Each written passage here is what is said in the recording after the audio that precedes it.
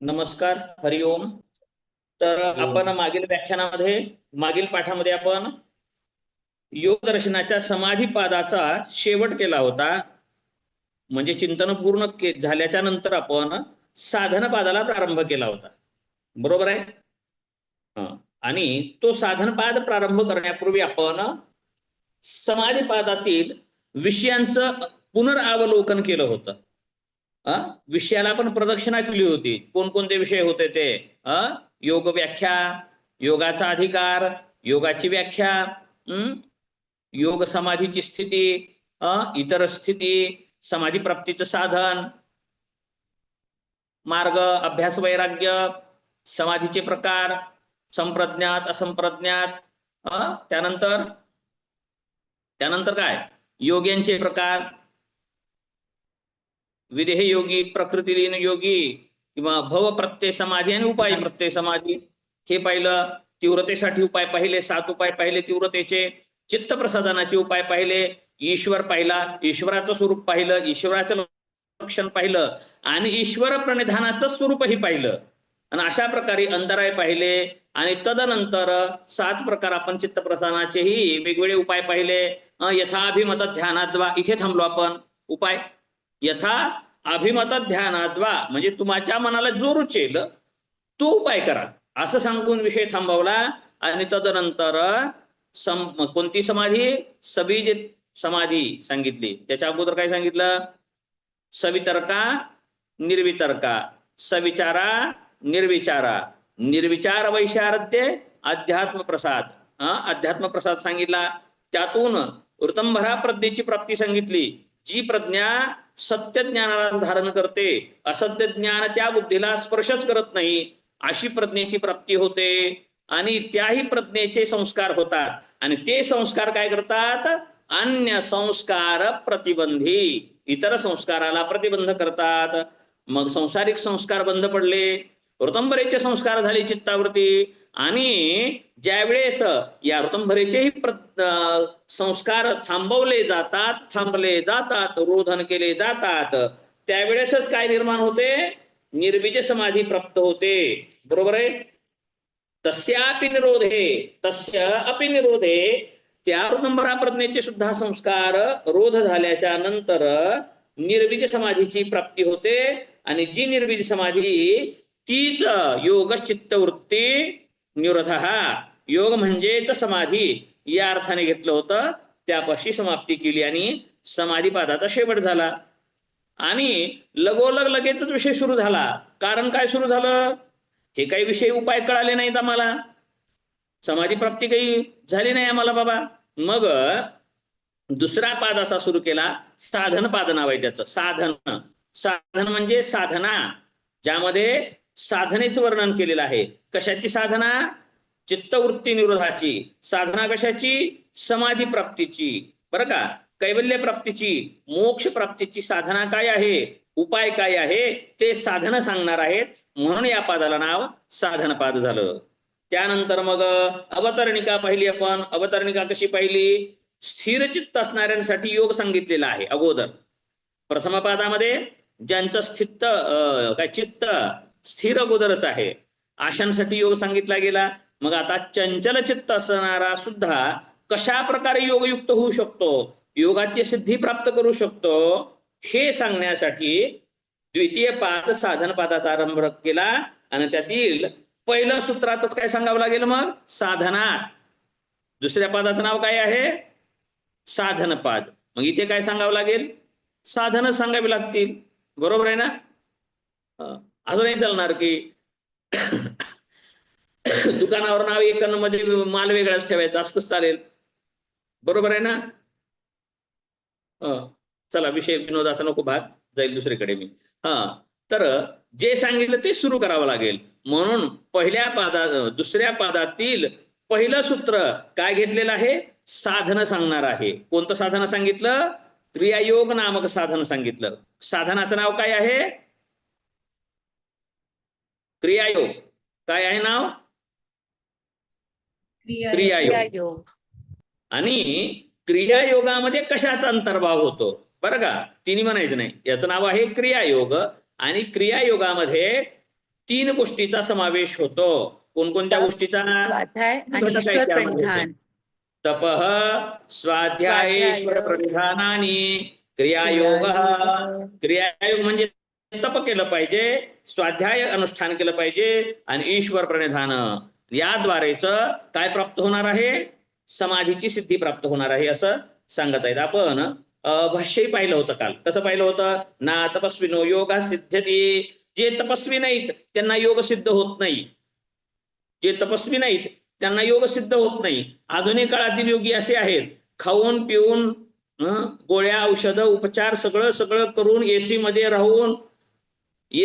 राहून बरोबर आहे, गाडी सुद्धा एसीचीच पाहिजे वाटणी जायला, वैराग्याच्या गप्पा सांगून बरोबर आहे, आणि 5 मिनिटं लेट जमणार बरोबर आहे, खायला रोज पाहिजे तेच पाहिजे, असंच खायला पाहिजे, वेगळं असलं तर पोट भरणार, जीव ऐकना, जीभ सुद्धा म्हणते पाहिजे, रोजचं पाहिजे, हेच पाहिजे, आणि असले योगी झाले बरोबर आहे. मग यासाठी मी बाहेरचं नाही सांगत बरोबर आहे ना. अशांना योग सिद्ध होतो का? नाही. व्यासजी काय सांगतात? ना तपस्विनो योग सिद्ध्यति. जो तपस्वी नाही त्याला योग सिद्ध होत नाही. अरे मग योग आपल्यासाठी नाही. आता मग लगे उठून चला, नाही आम्ही निघालो म्हणा लगेच. मग काय म्हणतील? नाही नाही आमच्यासाठी नाही, आम्ही चाललो. नका घ्या तुमचा योग, आम्हाला काय गरज आहे योगाची असं म्हणले. मग नाही नाही थांबा. मग काय म्हणतात? थांबा, नका उठून जाऊ. तप म्हणजे काय तुम्हाला वाटायला लागलं असं सांगितले. मग तप आहे तरी काय? तप आहे तरी काय? तप कशाला म्हणायचं हे सांगत आहेत. मग तप काय आहे? तपो द्वंद्व सहनम. तप म्हणजे द्वंद्वाचं सहन करणं. क्षुधा, तृषा, मान, अपमान, शीत, उष्ण, सत्ता, संघर्ष, आणखी काय काय असतील ते द्वंद्व जे आहेत ते बरं का, सगळे द्वंद्व सहन करणे. कसे सहन करणे? सुखपूर्वक, शरीराला मनाला त्रासदायक न वाटून घेता अनुकूल आणि प्रतिकूल दोनही परिस्थिती सहन करणे. तपाची व्याख्या काय आहे? अनुकूल किंवा प्रतिकूल दोनही परिस्थिती सुखपूर्वक म्हणजेच दुःख न होऊ देता, चित्ताला क्षोभ न होता सहन करण्याची क्षमता आणणे किंवा तयारी ठेवणे, याचंच नाव आहे तप बरं का. द्वंद्वाचं सहन केलं पाहिजे. त्यानंतर परत काय असेल दुसरं? त्याची आणखी एक व्याख्या सांगितली होती मी काल. तपो स्वधर्मवर्तित्वम. स्वधर्माचं पालन करणे. तप म्हणजे काय? स्वधर्माचं आचरण करणे. मग काय म्हणलं? स्वधर्मे निधनम श्रेयः परधर्मो भयावह. बरं का, स्वधर्म पालन जसं पुण्य आहे तसं परधर्म पालन हे पाप सुद्धा आहे. म्हणजे असं कसं धर्म शब्दाचे अर्थ कुणी वेगळा करेल. मी काय म्हणतोय? पत्नी धर्म, पती धर्म बरोबर आहे. स्वामी धर्म, सेवकाचा धर्म बरोबर आहे ना. कळतंय का काय म्हणायला लागलो? सेवकाचा धर्म, स्वामीचा धर्म, राजाचा धर्म, प्रजेचा धर्म, आईचा धर्म, मुलाचा धर्म, वडिलांचा धर्म, पुत्राचा धर्म, स्त्री धर्म, पुत्र धर्म, आणखी शेजार धर्म हे पण आहे ना. म्हणतो ना शेजार धर्म म्हणतात का नाही तुमच्याकडे? आमच्याकडे तर शेजार धर्म सुद्धा म्हणतात बघ. म्हणजे धर्म शब्द एवढा पवित्र आहे बरं का. शेजार धर्म सुद्धा असतो. म्हणजे असे अनेक धर्म आहेत. एकाच व्यक्तीमध्ये वेगवेगळ्या प्रसंगी वेगळा धर्म असतो बरोबर आहे ना. वेगळा धर्म असतो प्रत्येक ठिकाणी. मग त्याला म्हणायचं स्वधर्म. त्याला काय म्हणायला पाहिजे? स्वधर्म. आणि स्वधर्माचं पालन करणे. कधी पालन करणे? कशाही विपरीत परिस्थितीमध्ये सुद्धा स्वधर्मे निधनम श्रेया. स्वधर्माचं पालन करणे म्हणजेच तप होय. एवढं तर ठीक आहे ना. तप म्हणजे काही जंगलात जाणं नाही, उलट टांगून घेणं, हवा पिऊन राहणं, उलट टांगून अग्नीमध्ये उभं राहणं, पाण्यामध्ये उभं राहणं, असं तसं काही नाही. तपाचं हे स्वरूप सांगितलं गेलेलं आहे बरं का. म्हणजे तपाचरण म्हणजे काय? तापवणे. तप म्हणजे काय? तापविणे. कशाला तापविणे? आपल्याला जसं लोखंडाला, सोन्याला किंवा कोणत्याही धातूला तापवल्यानंतर काय होते? चमकते, तेज येते, चमकते. आणखी तेज येते. आणखी गंज अशुद्धी निघतो, ललित पडते.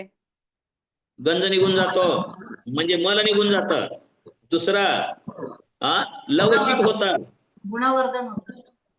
लवचिक होतं, हवा तसा आकार देता येतो. बरोबर आहे. तापण्याने लोकोपयोगी बनतो, आहे का नाही? गरम करूनच वाकडं करावं लागतं ना. अशा प्रकारे ते जे जे असेल ते म्हणजे तापणं. म्हणजे आपल्याला काय करावं लागेल? भोगान भुक्ता वयमेव भुक्ता तपोन तप्तम वयमेव तप्ताः. म्हणजे तपाचरणाने तप तापत नाही, आपल्याला तापवतं. आणि आपल्याला तापवल्याने काय होतं? आपले दोष निघून जातात. तपाने काय होतं? दोष निघून जातात, मळ निघून जातो आणि शुद्धता निर्माण होते. काय इंद्रिय सिद्धिर अशुद्धी क्षयात तपसाः. तप म्हणजे काय? तर अशुद्धी घालविणे, चित्तातील अशुद्धी घालवणे म्हणजेच तप होय. मग ते तप घालवण्यासाठी मग व्रताचरण केलं जातं. मग सत्याचरण हे तपच आहे. ब्रह्मचर्यम तपोत्तमः, ब्रह्मचर्यम परंतपः, ब्रह्मचर्य हे तप आहे. सत्याचरण हे तप आहे. अहिंसा हे तप आहे. अस्तेय तप आहे. अपरिग्रह तप आहे. इत्यादी अनेक तपाचे प्रकार होऊ शकतात. असं तप करणं हे सांगितलं. आणि तप करत नसेल तर त्याला योग सिद्ध होणार नाही सांगितलेलं आहे. पुढे मग सांगतात स्वाध्याय. स्वाध्यायादी इष्ट देवता संप्रयोग हा पुढे सांगितलं जाणार आहे. स्वाध्यायाला काय म्हटलेलं आहे? स्वाध्याय प्रणवादी पवित्राणाम जपो. स्वाध्याय म्हणजे काय? प्रणवादीनाम, प्रणव आदी, प्रणव इत्यादी मंत्रांचा जप करणे. बरं का? काही मात्र शास्त्रकारांनी काय म्हणलेलं आहे? फक्त प्रणवाचाच जप म्हणजे फक्त प्रणवाचाच जप म्हणजेच स्वाध्याय असं म्हटलेलं आहे. मग याबाबत मी थोडस दुसरं पुस्तक काढतोय आहे. वेळ कशाला घेतोय बोलत बोलत, पेज सापडत नाही. काढून ठेवलं होतं. विचार अभ्यास करत असताना तो विचार केला होता. ठीक आहे. काय सांगितलेलं आहे? वेगवेगळे ग्रंथकार असं म्हणतात प्रणवाचाच जप करणे, याला स्वाध्याय काही जणांनी म्हटलेला आहे. परंतु भाष्यकारांनी काय म्हटलंय? आदी. भाष्यकारांनी शब्दप्रयोग कसा केलेला आहे? आदी. आदी म्हणजे इत्यादी, म्हणजे प्रणव आदी जप, प्रणव इत्यादी म्हणजे इतर मंत्रांचा सुद्धा जप करणे स्वाध्याय होय. मग आता ते सांगतोय, सापडला आता काय? स्वाध्याय से भाष्यकार द्विविध अर्थ का ग्रहण करते हे. दोन अर्थ होतात. प्रणव आदी म्हणजे प्रणवासारख्या पवित्र मंत्रांचा जप करणे, अथवा मोक्षशास्त्र विधायक शास्त्राचं अध्ययन करणे. मोक्षशास्त्राचं अध्ययन करणे. मग यासाठी भोजवृत्ती, भोज माहिती आहेत ना, राजा भोज. तर भोजराजांनी सुद्धा योगदर्शनावरती भोजवृत्ती वृत्ती लिहिलेली आहे बरं का.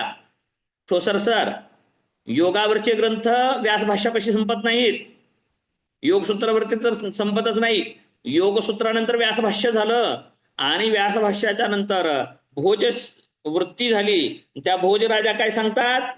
केवळ प्रणवपूर्वकच मंत्राचा जप करणे ह्यालाच स्वाध्याय मानलेला आहे. कोण लिहून घेत असाल तर लिहा. कोण मानलं हे? भोजन वृत्तीने मानलेलं आहे की स्वाध्याय म्हणजे केवळ प्रणवाचाच जप मानलेला आहे. त्यानंतर परत दुसरं कोण मानलेलं आहे?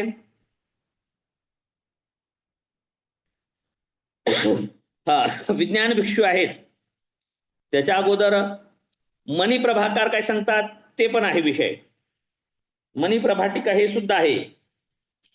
विज्ञान भिक्षू, मणिप्रभा, मणिप्रभा नागोजी भट्ट आणि हरिहरानंद आरण्यक यांनी सुद्धा याबाबत विषय म्हणलेला आहे. तो लक्ष देण्यासारखा विषय आहे. त्याबाबत थोडं सांगून जाणार आहे पुढे, जास्ती नाही बोलणार मी. तर महाव्याहृती सहित गायत्री मृत्युंजय आदी मंत्र सुद्धा जप केले पाहिजेत असं सुद्धा एक मत प्रवाह आहे. याच विचाराला पुढे कोण नेलेला आहे? मणिप्रभाकार काय सांगतात? प्रणवासहित श्री सुक्त, रुद्र सुक्त, पुरुष सुक्त, सवदत्ती सर, श्री सुक्त, रुद्र सुक्त, पुरुष सुक्त इत्यादी जे वैदिक मंत्र आहेत बर का, ते सुद्धा स्वाध्यायच आहे असं सांगितलेलं आहे. कोण म्हणलं? मनी प्रभाकरांनी सांगितलं. हे सुद्धा जपयोग्य आहेत.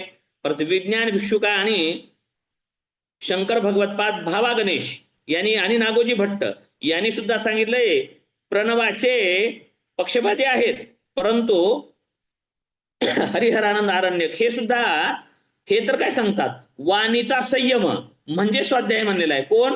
हरिहरानंद आरण्यक. हे भाष्याची टीका करायची बरं का वेगळे. यांनी तर वाणीचा संयम हे सुद्धा स्वाध्यायामध्ये एक सांगितलंय.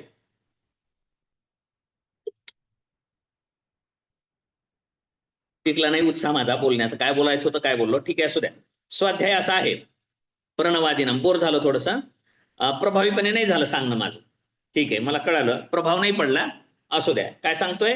स्वाध्याय, सुअध्ययनम स्वाध्याय, हे पहिली व्याख्या घ्या, काल घेतलं ते. सुअध्ययन म्हणजे स्वाध्याय झालं. आणि दुसरं असेल मोक्षशास्त्र अध्ययन म्हणजे स्वाध्याय. व्याख्या सांगितलं क्रियायोगावर लिहिण्यासाठी सांगतोय मी. अगोदर मी तपाचं सांगितलं. तप काय सांगितलं? द्वंद्व सहनम, स्वधर्मवर्तित्व. परत त्या तपाचे प्रकार, तपाचे प्रकार कायिक तप, वाचिक तप, मानसिक तप. कायिक तप, वाचिक तप, त्याला कायिकला शारीरिक बी म्हणायचं बरं का, नाहीतर नवीन करताल कोणी प्रकार. शारीरिक तप आणि कायिक तप असं नाही करायचं. कायिक किंवा शारीरिक, मानसिक आणि वाचिक हे तपाचे प्रकार असतील. त्यानंतर तपाचे आणखी काय प्रकार करता येतात? सात्विक तप, राजस तप आणि तामस तप. हे आपण कुठे शोधायचं आहे? भगवद्गीतेमध्ये. संगती बघा, गीता आणि योग दर्शन हे तप शोधायचे प्रत्येकाने. ग्रहपाठ आहे, लिहून घ्या. हे भगवद्गीतेत शोधायचं आहे तप. तपाचे प्रकार काय? सात्विक, राजसिक, तामसिक तप कसं असतं, शारीरिक, कायिक, वाचिक, मानसिक तप कसं असतं हे पाहिजे. हे तप झालं. तपावरती किती लिहिता येईल सांगा आता. याच्यावरती 6 तप सांगितले. त्यानंतर तपाच्या 2 व्याख्या सुद्धा सांगितल्या. अशा अर्थाने तपावरती 2 पेज लिहिता येतात सहज. त्यानंतर स्वाध्याय, स्वाध्याय म्हणजे प्रणवादी जप करणे. त्यानंतर मोक्षशास्त्र अध्ययन करणे. बरोबर आहे. मग वेगवेगळ्या लोकांनी काय सांगितलं हेही सांगितलं मी. काय सांगितलं? प्रणवासहित व्याहृत गायत्री जप करणे. परत गायत्री व्याहृतींसह जप करणे. व्याहृती नाही, महाव्याहृतींसह जप करणे असं सुद्धा सांगितलंय. व्याहृती कशाला म्हणतात हे आपण मागील सत्रामध्ये पाहिलंय. व्याहृती कशाला म्हणतात? दुधगावकर सर नाही सांगायचं, दुधगावकर सरांनी नाही सांगायचं.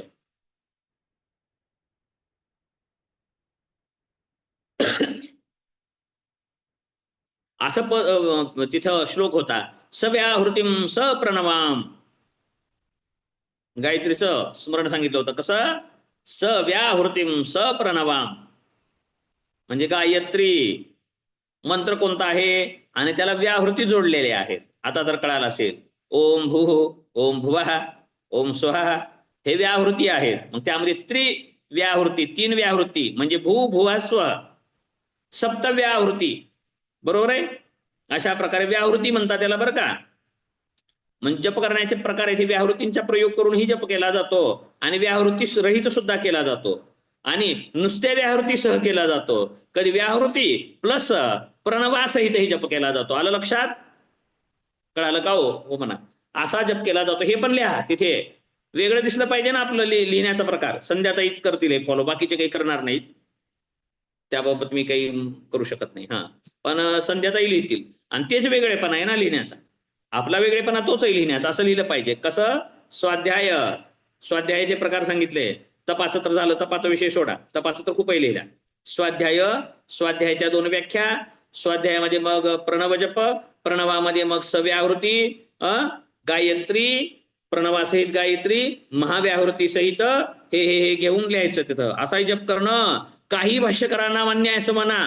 त्या तपासणाऱ्याला वाटलं पाहिजे अरे बापरे हे लय अभ्यास केलेले, काय करावं मलाच माहित नाही भाष्य, असं म्हणलं पाहिजे त्यांनी. आलं लक्षात? त्यामुळे बाकीचे भाष्यकारांनी सुद्धा हे सुद्धा ऍड केलंय तिथं. आणि याला व्यास भाष्याने सुद्धा, संध्याताई, याला व्यासांनी सुद्धा समर्थन दिलेलं आहे.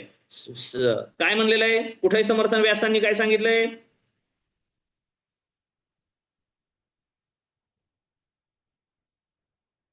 प्रणव सोडून इतर अशासाठी कुठं व्यासांचं पद आलंय? प्रणवादीनाम. स्वाध्याय कशा? स्वाध्याय हा प्रणवादीनाम जपो, म्हणजे आदी शब्दाने इतर सांगितलं गेलेलं आहे. आणि इतर म्हणजे काय? तर गायत्री, व्याहृतीसह गायत्री किंवा वैदिक मंत्र. वैदिक मंत्रामध्ये इतर सुक्त आणि त्यानंतर काहींनी काय म्हणलेलं आहे? वाचिक तप म्हणजे वाणीवरचा संयम, हे सुद्धा स्वाध्याय मानलेलं आहे. अशा प्रकारे एकतर ओळ लिहू शकतो आपण प्रभावित करण्यापुरतं, एकतर ओळ आपण लिहू शकतो तपासणाऱ्याला प्रभावित करण्यासाठी. हो, असं लिहिलं पाहिजे. बघा इथे क्रियायोग हमखास प्रश्न येतो, हमखास प्रश्न येतो असं सांगितलं गेलेलं आहे. ठीक आहे, आपलं झालं तप, दुसरं स्वाध्याय आणि तिसरं असेल ईश्वर प्रणिधान.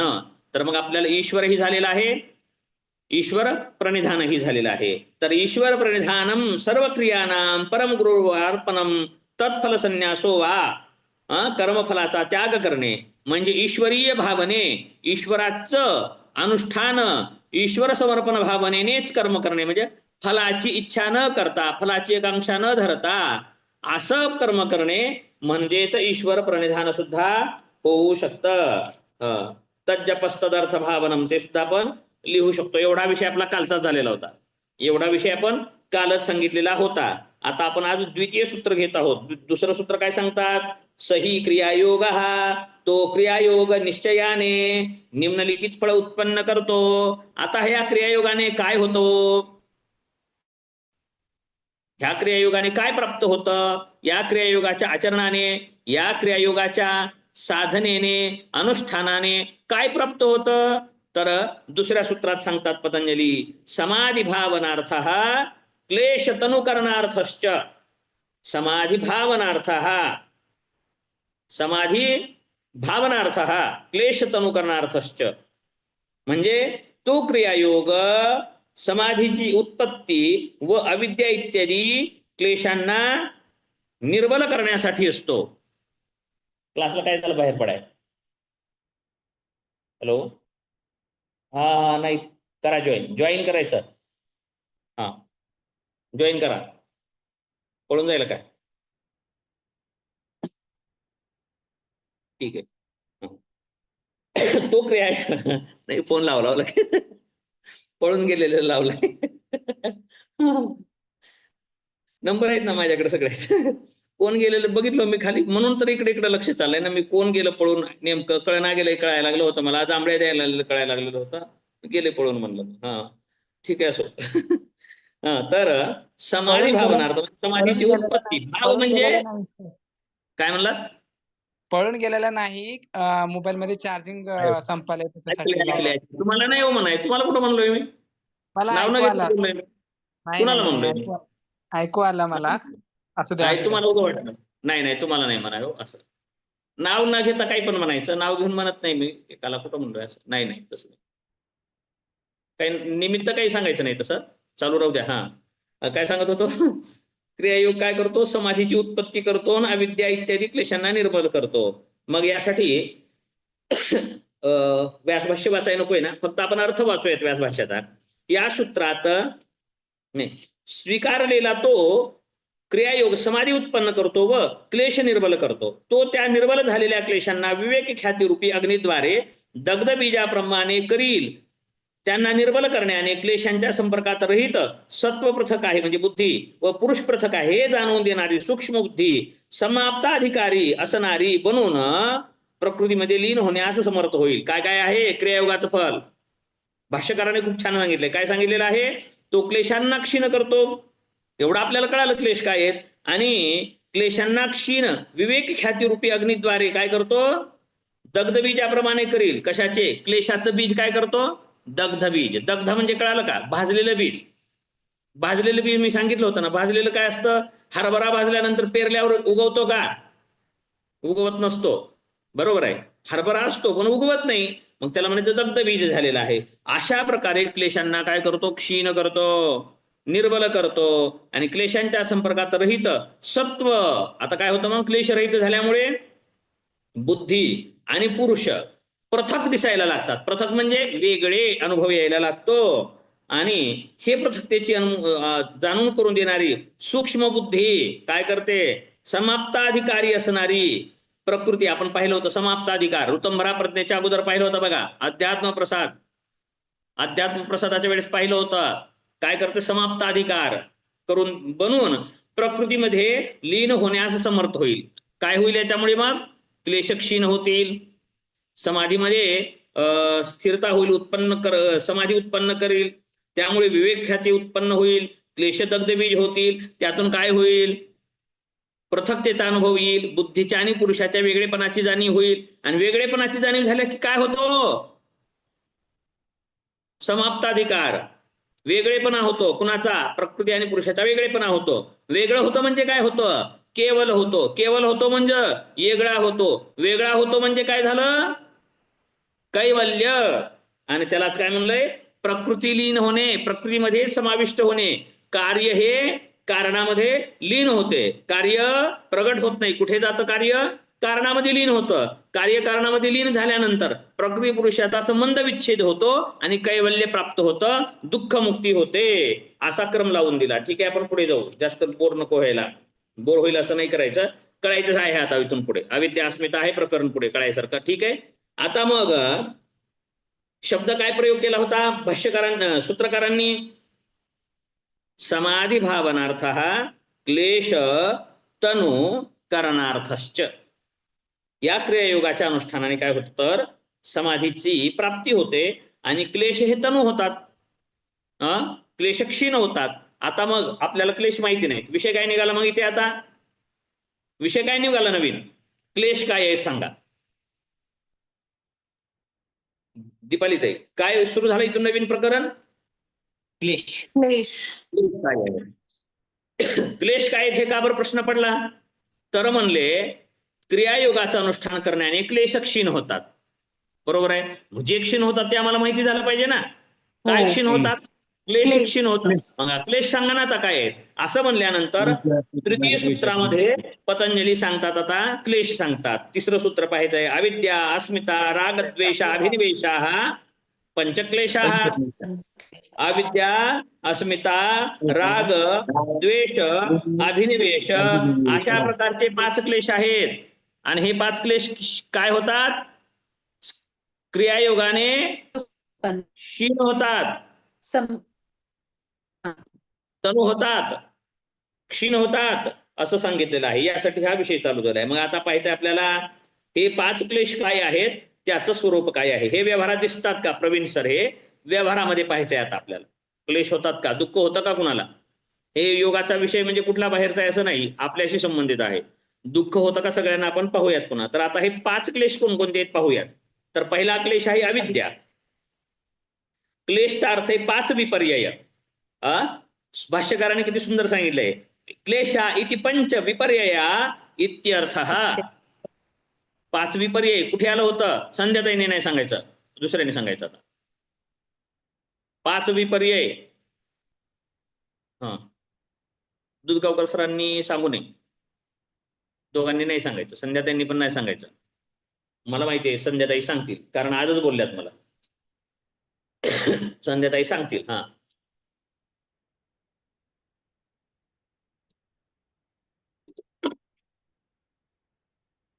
अहो विपर्यय आपण शिकवलो अगोदर. 5 विपर्यय कुठे आलतं प्रकरण? कुठे आलतं हे सांगा म्हणतोय. विपर्यय सांगायचे नाहीत 5. प्रमाण.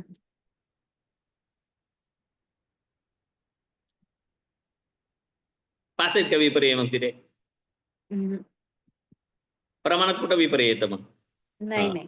15 ऑगस्ट कधी येतं? 15 ऑगस्टच्या दिवशी. 26 जानेवारीला. नाही. असा विनोद झालतो एकदा. आता कोणीतरी विचारलं 15 ऑगस्ट कधी असतं? आता कसं उत्तर द्यावं लागेल बाबा आता?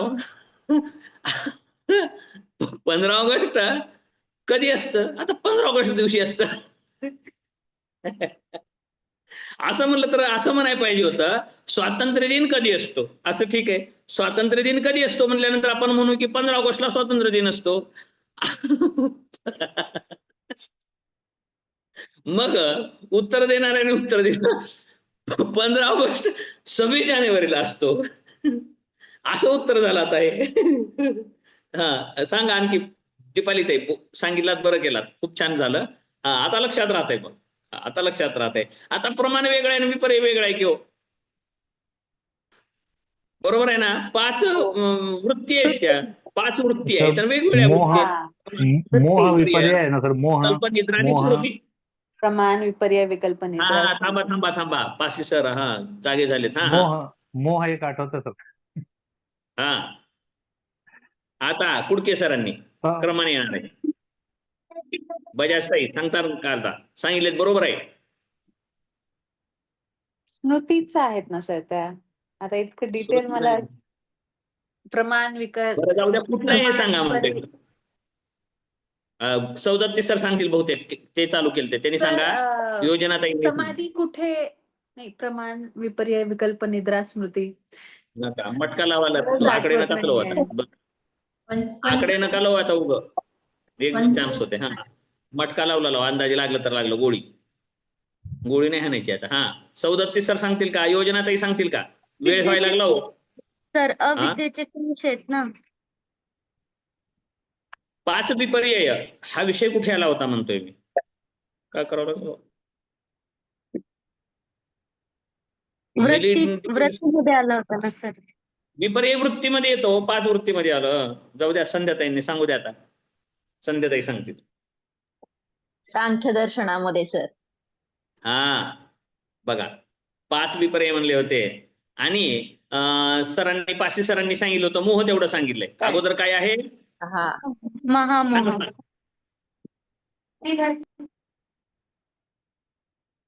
संध्याताई सांगा की 5 विपर्य आहे.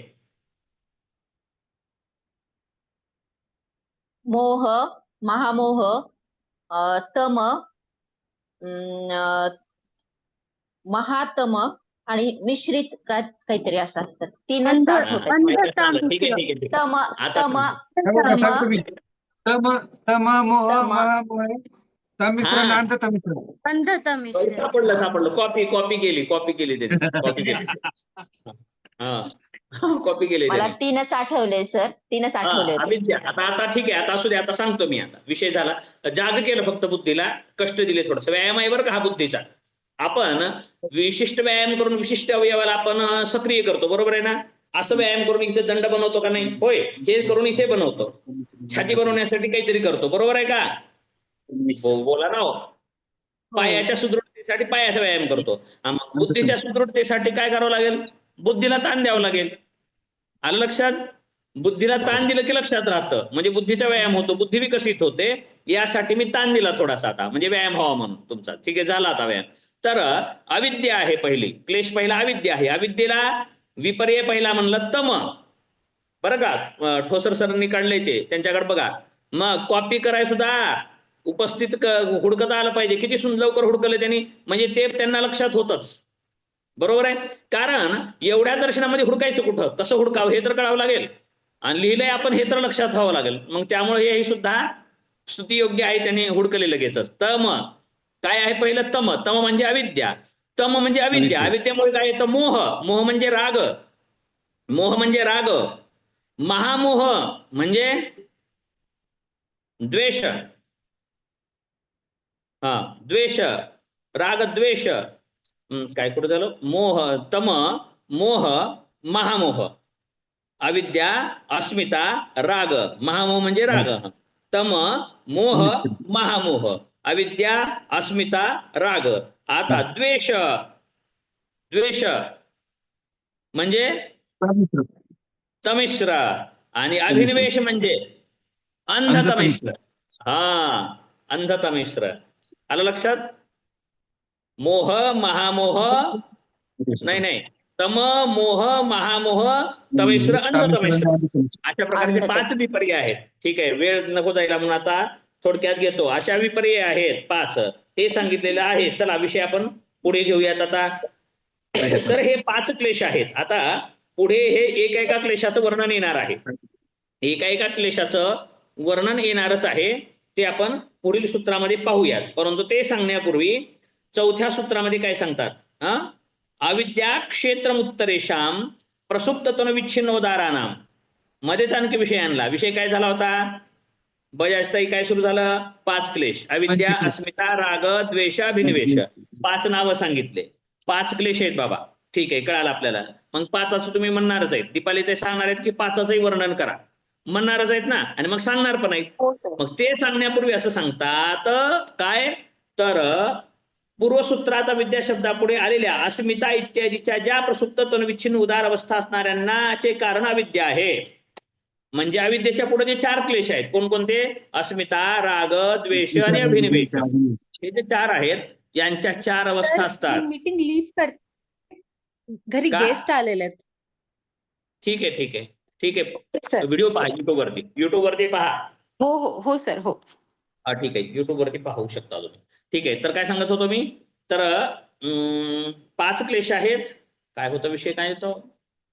त्याचे 4 अवस्था. चार क्लेश, अविद्येच्या पुढे 4 क्लेश आहेत. 4 जे क्लेश आहेत त्याच्या 4 अवस्था असतात. आता काही जणांनी 5ही क्लेशाच्या 4 अवस्था म्हणलेल्या आहेत.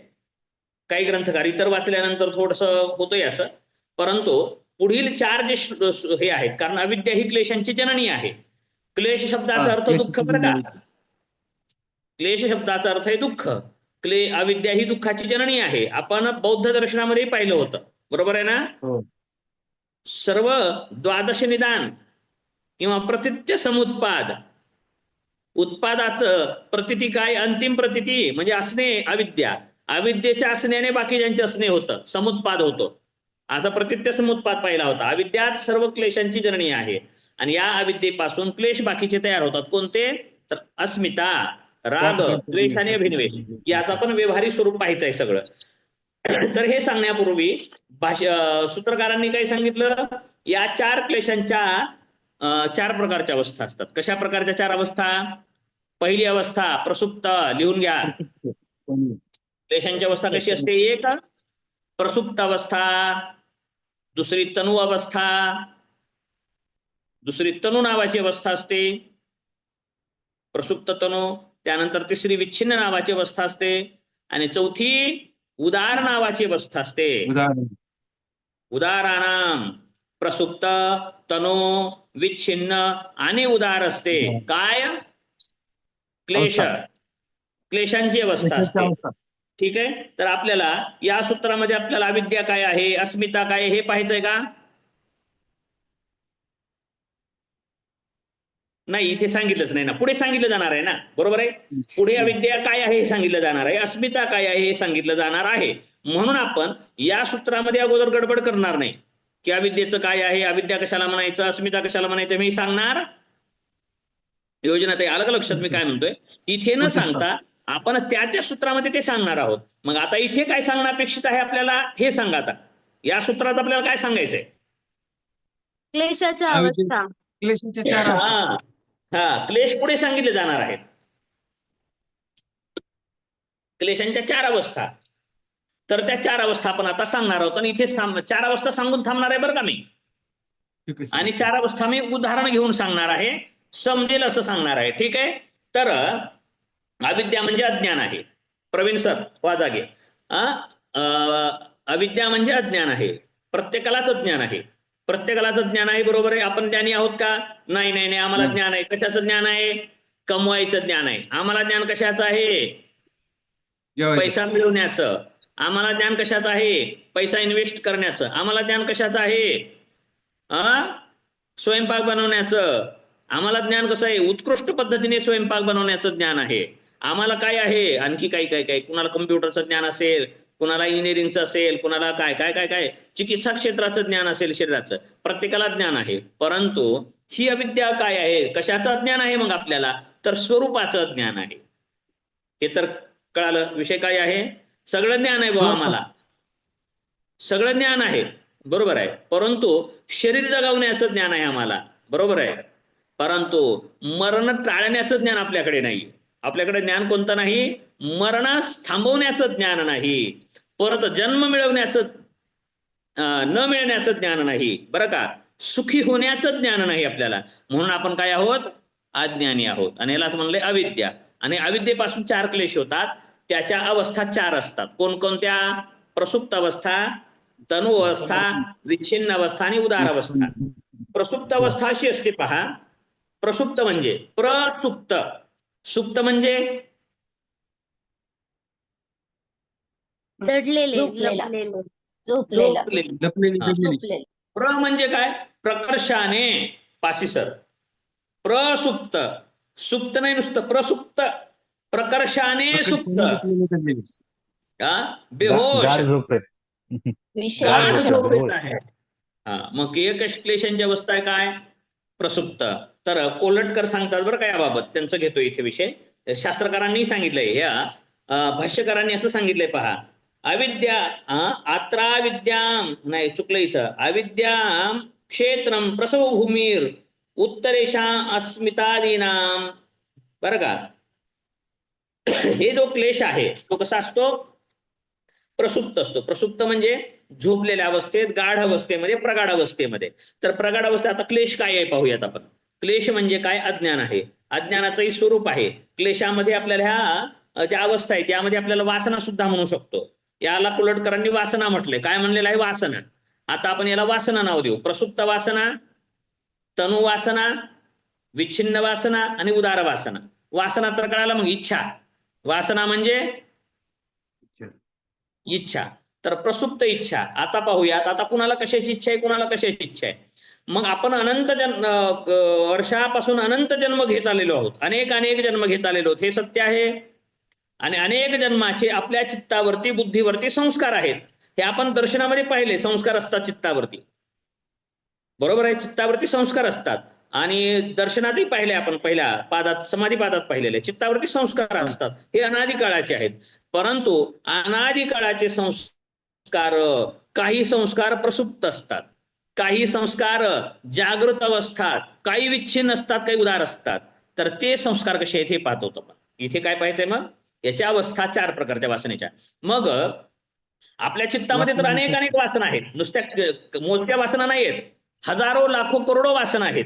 हजारो आहेत, लाखो आहेत, करोडो, लाखो करोडो नाही, अनेक, त्याहीपेक्षा अनेक वासना असतील. कारण आपण कधी स्त्री झालेली आहे, कधी पुरुष झालेला आहे, कधी पक्षी, कधी पशु, कधी मोह, कधी क्रोध, कधी लोभ, अशा अनेक अनेक वृत्तीतून आपण आलेलो आहोत. आणि ह्या सगळ्या वासनेचे संस्कार असतात. मग यासाठी मी गेल्या वर्षी आणि त्याच्या आधी अगोदरच्या वर्षी सुद्धा एक उदाहरण दिलं होतं भाजीपाल्याचं. हा, भाजीपाला कसा आणलो आपण मार्केटमध्ये गेलो, तुम्हालाही दिलं असेल कशासाठी. उगाच थोडक्या उदाहरण घेऊन पटवून देणार आहे, फक्त 10 मिनिटामध्ये. पुढच्या 9 वाजून 10 मिनिटाला आपण संपवणार आहोत क्लास. तर पिशवी घेऊन आपण निघालो होतो बाजाराला. आपण बाजाराला निघालो, हेच उदाहरण घेतलं होतं, मी पाठ केलेलं आहे, प्रत्येक वेळेस हेच सांगायचं. आपण बाजारामध्ये निघालो, भाजी मार्केटमध्ये भाजी घेण्यासाठी आपण निघालो. त्यानंतर सुरुवातीला आपण काय घेतले? बटाटे, पोटॅटो, बटाटे घेतले, कारण जड असतात, बुडाला घातलेले बरं, म्हणून मी सोयीचं केलं ते. बुडाला घेतले, पिशवी अशी उभी होती. मग त्यात आपण काय टाकले? योजनाताई बटाटे टाकले. पुन्हा आपण पुढे गेलो, तसंच पुढे गेलो. टमाटे कसे दिले, असं तसं बघितलं, खारखेर केलं, महिला करतात तसं बोलले, कमी भावामध्ये घेतलं. पुन्हा टोमॅटो घेतले, आता टोमॅटो टाकले. टोमॅटो कुठं आले? आता बटाट्याच्या वरती टोमॅटो. आता बटाटे दिसतात का? नाही, आता टमाटे दिसायला लागले. परत पुन्हा आणखी पुढे गेलो, आता काय घेतल्या? मिरच्या घेतल्या, मिरच्या घेतल्या, त्यावर टाकल्या, त्याही 2-4 किलो घेतल्या. किती का असतात, जाऊ द्या, जास्त घेतल्या. टमाटे बुजून गेले, झाकून गेले, बरोबर आहे, ते गेले. आणखी पुढे गेलो, आणखी एक जन्म घेतला. असे अनेक जन्म घेत आलेले आहेत आपण. कांदे, बटाटे, टमाटे लय केलेले आहेत. एक काम केलंय का? आलेले कामं केलेले आहेत, कमी नाही ह्याच्यावरती केलेले. आताच इथंच आलेलो ना, उगं वाटायला लागलं तुम्हाला आताच घर बांधलंय. असलेलंही घर बांधले, तर कधी खोपा बांधलाय, कधी बीड केलंय, बरोबर आहे, कधी झाडावर राहिला, कधी पाण्यात राहिला, कधी सरपटत चालला, असे लई प्रयोग करून बघितलेले आहेत. हे काही देह आज चाललेला नाही. बहुता जन्म अंती जन्माला असे येणारा हा देह काही उगं मिळालेला नाही. अनेक जन्मात फिरून आलेलो होतो आपण. मग असंच घेत आलेलो गाठोडं संस्काराचं आणि वृत्तीचं. संस्कार आणि वृत्ती यांचा संबंध आहे. मिरच्या आल्या, मिरच्याच्या नंतर आपण पुढे गेलो, पालक घेतली, पालक नंतर मेथी घेतली, आणि त्यानंतर घेतली कोथिंबीर. त्यानंतर कोथिंबीर घेतली आणि आपण घरी आलो. मग ठोसर सरांच्या घरी ओरडायला लागले, बटाटे आणले नाहीत का? बटाटे आणले नाहीत का? अहो आणलेत की, खाली दिसत नाहीत का? मग त्याने घेतलं, कोथिंबीर काढली, दुसरं दिसलं, काही येतच नाहीत. राग आहे. म्हणजे ते काय झालं? खूप आहे, ते प्रसुप्त आहे. बटाटे काय आहेत? अत्यंत खाली आहेत, नाहीत असा अर्थ नाही, प्रगट नाही. आलं लक्षात? आणि लई प्रगट काय आहे, वरची कोथिंबीर प्रगट आहे, वर दिसत आहे. तसं आपल्या चित्तामध्ये प्रत्येकाच्या सर प्रत्येकाच्या चित्तामध्ये वासना असतात. मग कुणाला वासना असते संसाराची, कुणाला असते वासना अभ्यासाची, कुणाला वासना असते दानधर्माची, कुणाला वासना असते प्रतिष्ठेची, मान सन्मानाची, कुणाला वासना असते आणखी काही व्यसन करण्याची, कुणाला वासना असते उपदेशच करायची, लय जणांना शिकवायची पण असते, काय जणांना शहाणपण सांगायची पण वासना असते. काय सांगता येईल माझ्यासारख्याला, शिकवा बोलावं पण वाटतं, अशी वासना असतात प्रत्येकाला. परंतु या वासना मग आपण म्हणून एक वासना प्रगट झालेली आहे म्हणजे बाकीच्या वासना नाहीत असा अर्थ नाही. तर त्या कशा अवस्थेत, प्रसुप्त अवस्थेमध्ये असतात. म्हणजे उदाहरण घेऊयात आपण.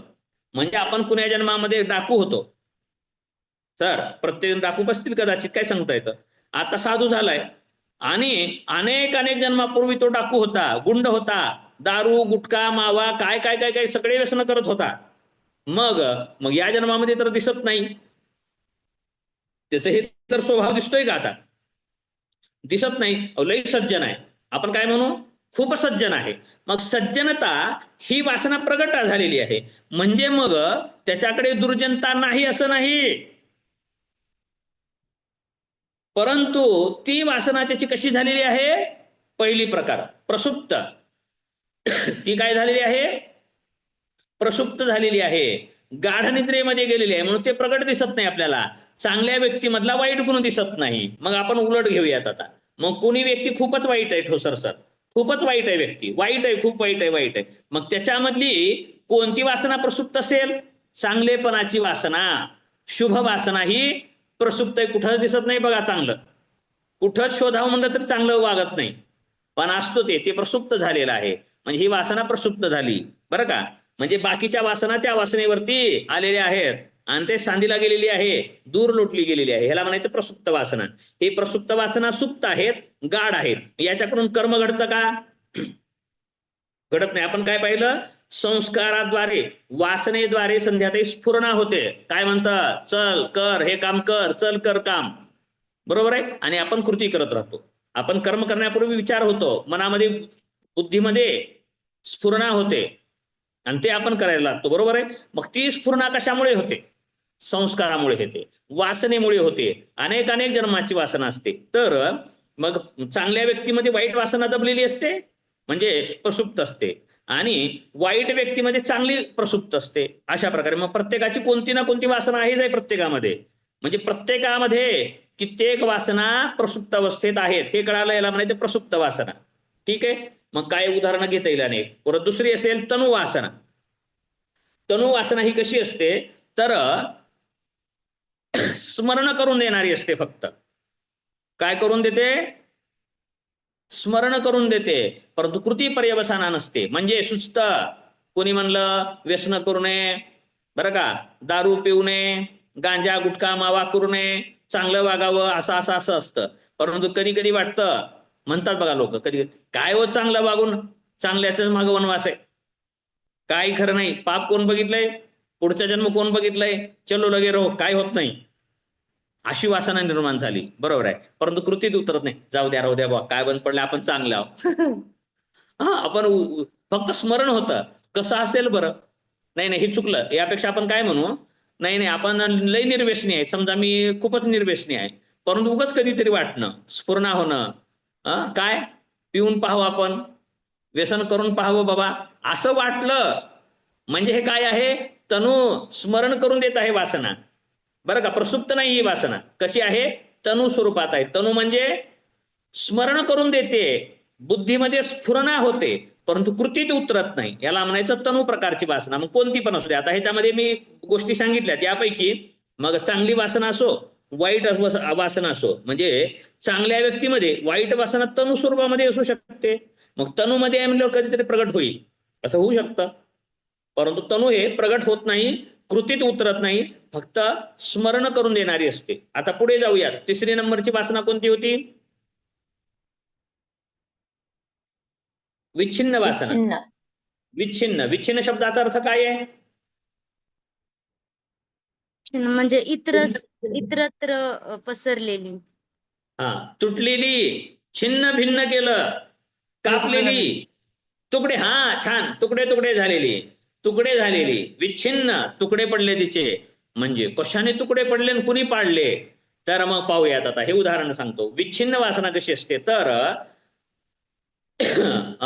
कर्मचारी आहे एक, बरोबर आहे, हा, आणि वासना निर्माण झाली, टेबला खालून लाच घ्यावी, बरोबर आहे, लाच घ्यावी अशी वासना झाली, किंवा वाईट बघावं अशी वासना झाली, व्यसन करावी अशी वासना झाली, आणि तो व्यक्ती चांगला आहे, सज्जन आहे, परंतु त्यामध्ये दुर्जनतेची वासना झाली. म्हणजे ते वासना झाली बरं संध्याताई, वासना झाली बरं का, प्रसुप्त नाहीये ती वासना, आणि तनु सुद्धा नाही, नुसती स्मरण नाही करणारी, नुसती स्मरण करून देत नाही, कृती करायला सुद्धा लावायला जायला लागली. परंतु काय झाली, ती इतर वासना लगे आक्रमण केली. अरे तू कोण आहेस, होता असं काय, झालं असं काय, असं आहे बघा काहीतरी गाणं.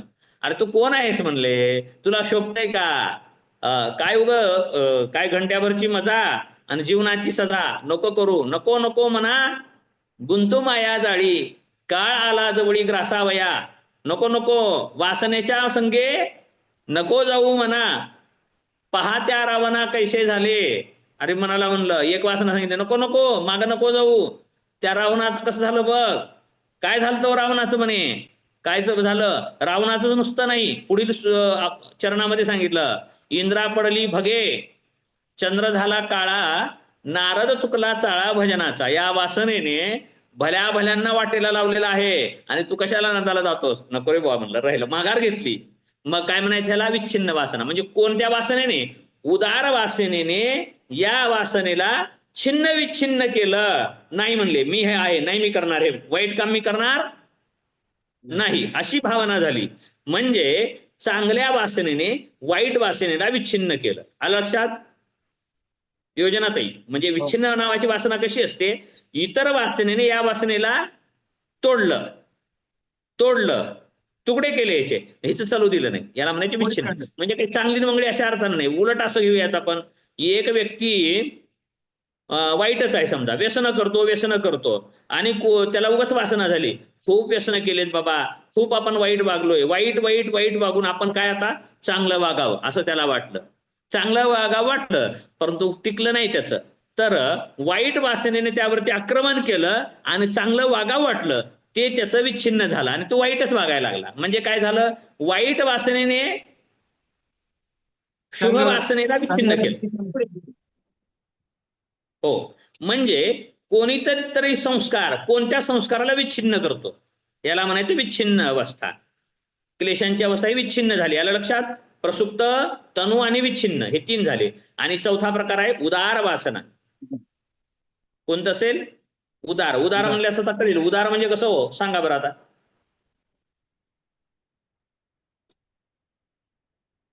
उदार म्हणजे मन मोकळे, ना मोठेपणाची अवस्था विचाराची नाही, तिला अडथळाच नसलेली, म्हणजे आंतरबाह्य परिस्थिती. बरोबर आहे. कोणी तर म्हणले आपण असं करूया, तो चांगलं काहीतरी सांगितलं, वडिलांना सांगितलं आपण अनाथ आश्रम काढू, वा वा वा वा, वडिलांनी म्हणलं वा, संस्कार पण वा, कुळाचार चांगला म्हणतो, उदाहरणार्थ काय पण असं घ्या, उदाहरण घ्या कोणतंही, चांगलं वागण्याची वासना झाली आणि त्या वासनेला कुणी अडथळा नाही केला. म्हणजे मन मोकळेपणाने वागणे, कुठल्याही अडथळा न करता मन मोकळेपणाने. नाही, कोणतेही असो वासना झाली, पण अडथळा नसला पाहिजे त्या वासनेला. म्हणजे ती प्रगट झालेली वासना आणि कार्यास प्रवृत्त झालेली वासना, याला नाव उदार वासना, बरं का. म्हणजे आंतरबाह्य परिस्थिती पूरक आहे, म्हणजे आपल्याकडे सर्व सहकार्य आहे, कोणत्याही गोष्टीने ती वासना खंडित होऊ शकत नाही, म्हणजे प्रगट होते, व्यवहारामध्ये येते, त्या वासनेचं नाव आहे उदार वासना. ठीक आहे. मग या क्लेशांच्या हे 4 स्थिती असतात, हे एवढंच आपल्याला सांगून थांबायचंय. काय, क्लेशांच्या 4 प्रकारच्या अवस्था असतात. कशा, प्रसुप्त, तनु, विच्छिन्न आणि उदार. मग उदार वासना कशा असल्या पाहिजेत, चांगल्या वासना असल्या पाहिजेत, बरोबर आहे. आणि उदाहरण आपण घेऊ, जर आपल्यामध्ये अध्यात्म वासना, चिंतन, तत्वबोध अशा संबंधीचा जो विचार आहे तो जर प्रसुप्त असेल तर काय करावं लागेल, त्याला प्रगट करावं लागेल, प्रसुप्त वासनेला जागा करावं लागेल, त्याला उदार करावं लागेल. आणि वाईट वासना जर उदार अवस्थेत असेल तर त्याला छिन्न विच्छिन्न तर करावं त्याला लागेल. तणू करावं लागेल, विच्छिन्न करावं लागेल, विच्छिन्नतेच्या नंतर तणू करावा लागेल, तणू आणि नंतर प्रसुप्त. प्रसुप्त करावं लागेल, नंतर आणि प्रसुप्तच्या नंतर दग्धबीज. दग्धबीज. दग्धबीज मी नाहीच, आता प्रगटच होऊ शकत नाही. नाही नाही, काय बी झाला तर तो काय म्हणायचं, आपण उदाहरण घेऊयात. आपण वाघच आहे की भरोसा कसं ठेवावं. आता समजा ठोसर सरांनी वाघ पाळला, पाळला, कल्पना करून, बरोबर, वाघ पाळला त्यांनी, लहानपणापासून वाघ पाळलेला आहे, आणि ते म्हणतात नाही नाही त्याला किती मारा, नाही माझ्यावर लई प्रेम आहे त्याचं, मी हात घालतो, नवे नवे मी मान सुद्धा घालतो त्याच्या तोंडामध्ये आणि वापस येतो. पण कोणी अहो ते काही झालं तर वाघ आहे, काय सांगता येतं, क्वचित उगा रिस्क घेत जाऊ नका. अलग लक्षात आहे ना, हो, हो. प्रसुप्त कसं आहे ना, नाही आहे, नाही आहे. लय म्हातारा झाले, म्हातारा कसं तो वाघच आहे ना, काय सांगता येतं असं, बरोबर. प्रसुप्त कसं आहेच आहे. मग काय झालं पाहिजे, दग्धबीज.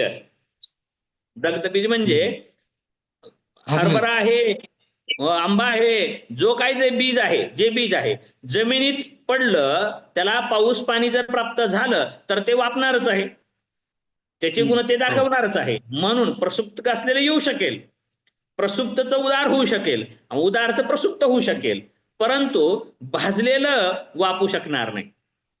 आलं लक्षात. दग्धबीज झालेले संस्कार मात्र येऊ शकत नाहीत. आणि या क्रियायोगाने काय होणार आहे, बीज दग्ध होणार आहे. क्षीण होणार आहे. असं आहे. क्षीण आलं होणार लक्षात. असे क्षीण होणार आहेत.